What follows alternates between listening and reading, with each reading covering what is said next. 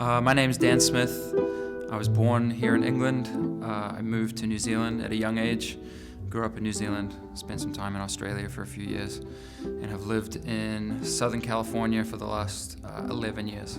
We always thought that the name of the game was just to progress and just to get better and better, you know. And it's funny when you kind of see these different styles come into fashion for, a hot minute or, whatever, and it's kind of like everything gets kind of dumbed down to the point where you're like, well, wait, like, you're supposed to be like really trying, you know what I mean? So it's, I always try to get better, you know? I'm working with Chris Stewart this weekend, and he said today, he was like, man, I've done conventions for 15 years just for the dinners, you know? And it's kind of true in a way, you know? It's like doing the convention, you're doing what you do at the shop, wherever you're at, you know?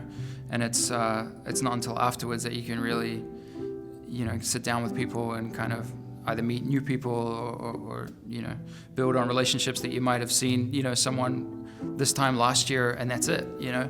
I think the good thing about like Instagram and stuff is you're able to see what's going on, and you're able to be in touch with people that maybe previously you wouldn't have been able to, or I wrote letters to people, and like I said, I don't consider myself an old school tattooer, but I remember the days of writing letters to people, and the fact that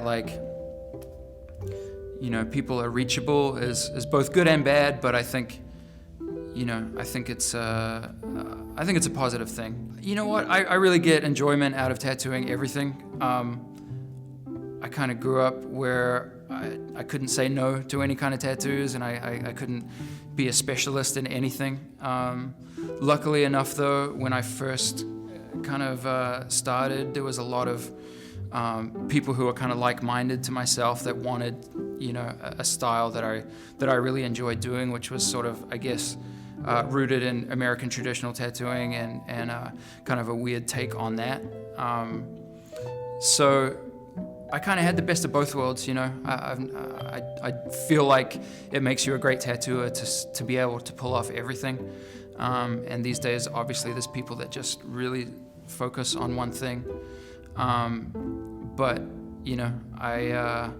a big part of being a tattooer for me is just, as cheesy as it sounds, is making people happy, and you know what I mean? Like, I just want everybody to leave with something that they're really excited about from me. So I think over the years, doing a whole lot of different stuff has definitely helped me.